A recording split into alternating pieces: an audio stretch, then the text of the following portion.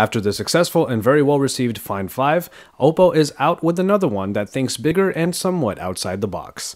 Hey, it's Josh Vergara from Android Authority. What's going on, everybody? And this is our first look at the Oppo N1. Oppo was gracious enough to bring me out to their launch event in Beijing, and after a spirited presentation, I got my hands on the new 5.9-inch large N1.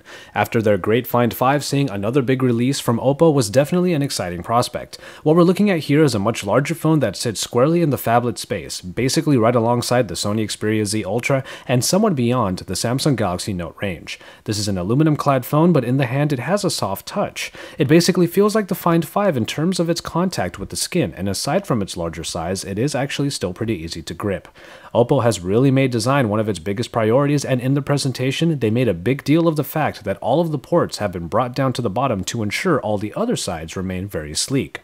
The button layout is all on the right side and brought halfway down in order to make it easier to access. The bright IPS screen does its job well, bringing a very bright 1080p experience to this large screen that should please all of those media junkies out there. When you come down the back, you get the all-white background with the Oppo logo, but when you look closely, there is a small square area that has some etching on it. This is the O-Touch area, which is one of the N1's innovations. With the phone as big as this, navigation might be quite difficult, especially in one hand, and Oppo wanted to make life easier by putting a touch-sensitive area on the back that you can use your index finger on to navigate. Plenty of functions are available, like swiping among home screens, tapping to take pictures, and more should come as the SDK is made available to app developers. For now, it's a thoughtful but admittedly rather limited feature, but it should grow as time goes on.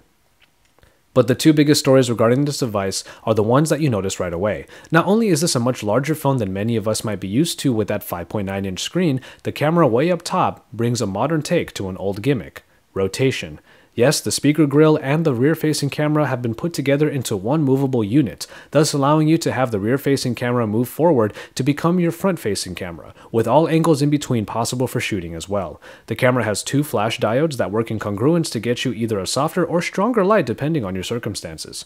So not only is the N1 doing away with subpar front-facing cameras by allowing you to use the rear camera, it is also opening up possibilities for you to capture pictures from many possible angles.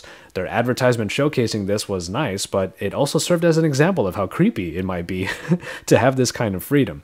But I guess it's up to you to decide on that one.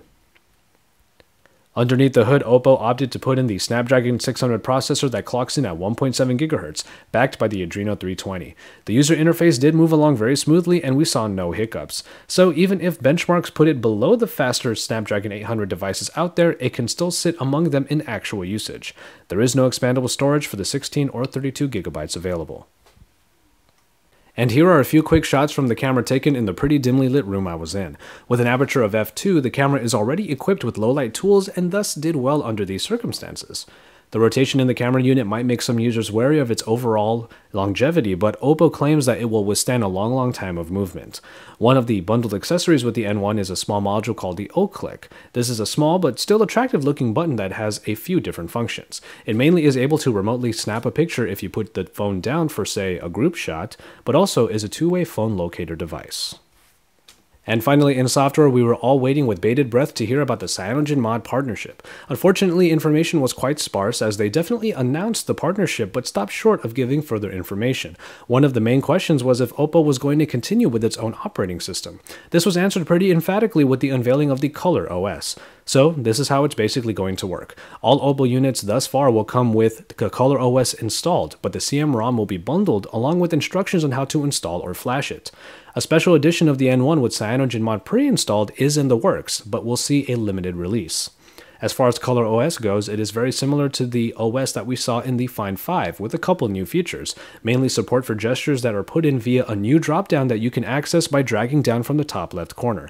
It is nice to see Oppo continuing with their own software endeavors, but the CyanogenMod announcement definitely propels them into more Western audiences, all of whom should be paying more attention to the fast-growing Oppo, if they haven't already. And so, there you have it.